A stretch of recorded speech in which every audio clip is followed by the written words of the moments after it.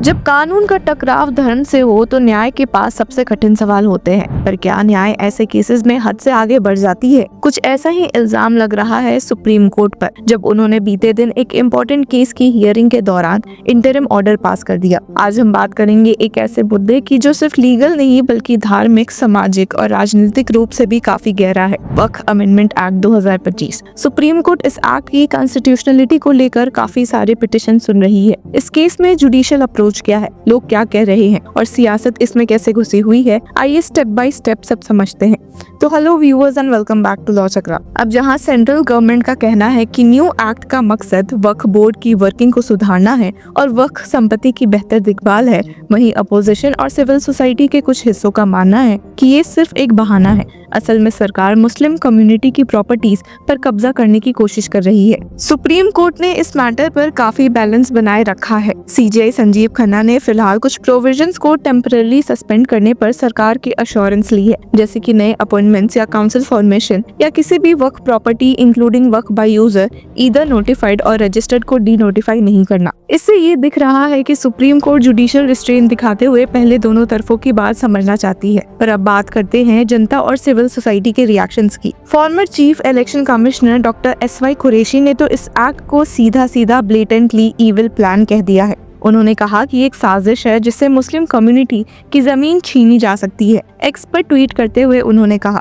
Waqf act is undoubtedly a blatantly sinister plan of the government to grab Muslim lands. I am sure Supreme Court will call it out. Misinformation by the mischievous propaganda machine has done its job well. Doctor Qureshi का ये बयान इसलिए भी important है क्योंकि वो एक secular और बैलेंस्ड पब्लिक फिगर माने जाते हैं। वहीं AIMIM चीफ असदुद्दीन ओवैसी ने भी एक प्रेस कॉन्फ्रेंस में कहा, सरकार एक छोटे बच्चे की तरह बिहेव कर रही है, अगर टॉय नहीं मिला तो रो देंगे। सुप्रीम कोर्ट का काम है डिसाइड करना कि कोई लॉ कॉन्स्टिट्यूशन के खिलाफ तो नहीं। उन्होंने ये भी कहा कि अगर ये लॉ टिक गया तो मुस्लिम कम्युनिटीज को अपने ही रिलीजियस इंस्टीट्यूशन से हाथ धोना पड़ेगा। पब्लिक रिएक्शन के बीच कर्नाटक हाई कोर्ट का एक इम्पोर्टेंट ऑर्डर भी आया है। बेंगलुरु में वक्फ अमेंडमेंट के खिलाफ एक प्रोटेस्ट ऑर्गेनाइज किया गया था, जिसमें 10,000 लोग एक्सपेक्टेड थे। प्रोटेस्ट के चलते नेशनल हाईवे 73 पर बसेस और पब्लिक ट्रांसपोर्ट बंद करवा दिए गए थे। राजेश A नाम के व्यक्ति ने इस पर हाई कोर्ट में पिटीशन डाल दी। जस्टिस M नाग प्रसन्ना ने प्रोटेस्ट की टाइमिंग और लोकेशन को लेकर स्टेट गवर्नमेंट की छुट्टी कर दी।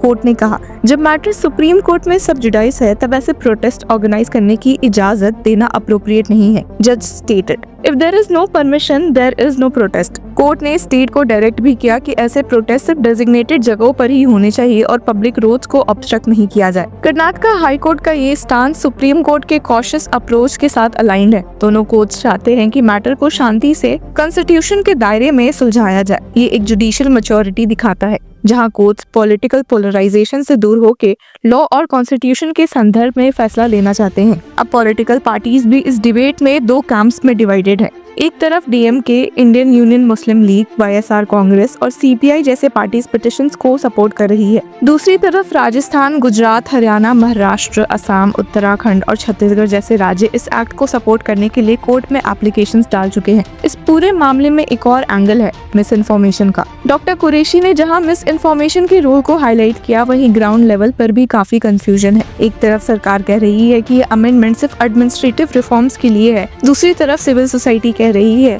कि इससे मुस्लिम आइडेंटिटी, रिलीजियस फ्रीडम और हिस्टोरिकल इनजस्टिसेस से जुड़ी प्रॉपर्टीज खतरे में पड़ जाएगी। यहाँ पर सुप्रीम कोर्ट की जिम्मेदारी और बढ़ जाती है। सुप्रीम कोर्ट को ये देखना होगा कि क्या अमेंडमेंट कॉन्स्टिट्यूशन के बेसिक स्ट्रक्चर को वायलेट करता है, क्या रिलीजियस फ्रीडम और प्रॉपर्टी राइट्स दोनों पर असर हो रही है, या फिर ये सिर्फ एक एडमिनिस्ट्रेटिव रिस्ट्रक्चरिंग है जिसे अननेसेसरी कम्युनल एंगल दिया जा रहा है। लीगल एक्सपर्ट्स का कहना है कि सुप्रीम कोर्ट अगर जुडिशियल रिव्यू के दायरे में रहकर इस मैटर को देखेगी तो जजमेंट प्रेसिडेंट सेटिंग हो सकता है, न सिर्फ माइनॉरिटी राइट्स के लिए बल्कि एग्जीक्यूटिव ओवररीच के बाउंड्रीज के लिए भी।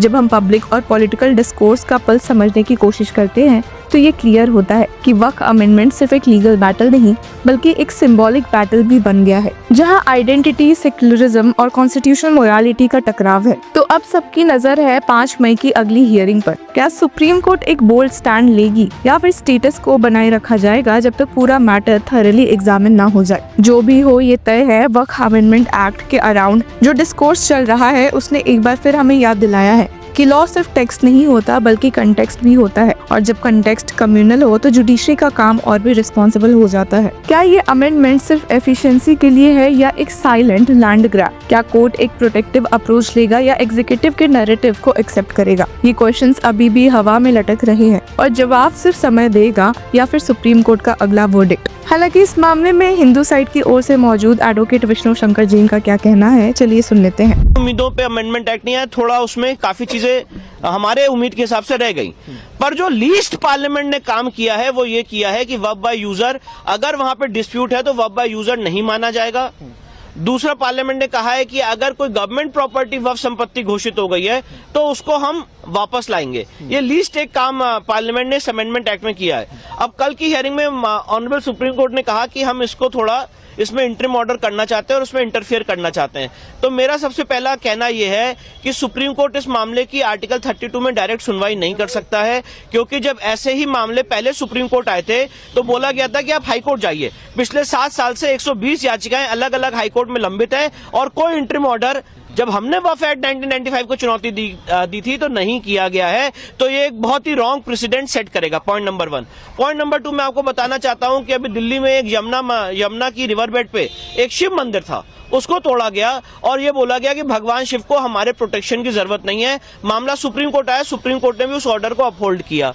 तो मैं ये बात कहना चाहता हूं कि जब मंदिर बाय यूजर नहीं हो सकता है, चर्च बाय यूजर नहीं हो सकता है, गुरुद्वारा बाय यूजर नहीं हो सकता है, तो ये वर्ब बाय यूजर कैसे हो सकता है? और वर्ब बाय यूजर के कंसेप्ट को स्टे करना चाहिए और इस कंसेप्ट के आधार पे जितनी संपत्ति गलत ढंग से ली गई है उसको वापस लाने की कार्रवाई होनी चाहिए। इंटरिम ऑर्डर ये होना चाहिए, ये बात हम कोर्ट के सामने रखेंगे।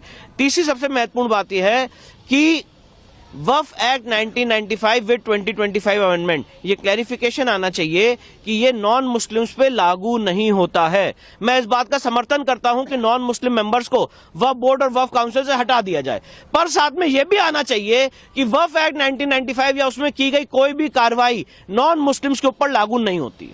तो व्यूवर्स, आपकी क्या राय है हमें कमेंट सेक्शन में जरूर बताएं और तब तक के लिए keep following Law Chakra. Hello law lovers and justice seekers, welcome to Law Chakra. हम आपके लिए लेकर आए हैं कुछ बहुत ही exclusive. Introducing Law Chakra prime membership, जो आपको देगा exclusive access like never before. इसी के साथ अगर आप कभी सोचे कि हम कैसे लेकर आते हैं आपके लिए ये लीगल अपडेट्स, तो इसके लिए भी प्राइम मेंबर्स के लिए है हमारे पास एक special sneak peek behind the scenes of law chakra. Brainstorming session से लेकर ब्लूपर्स तक सब कुछ। In short, more content, more update and more analysis. Political legal controversies हो या इन डेप्थ लीगल सेशंस, सब कुछ आपको मिलेगा एट वेरी मिनिमल प्राइस। बनिए लॉ चक्र की प्राइम मेंबर और अनलॉक कीजिए full potential of legal knowledge. अभी ज्वाइन कीजिए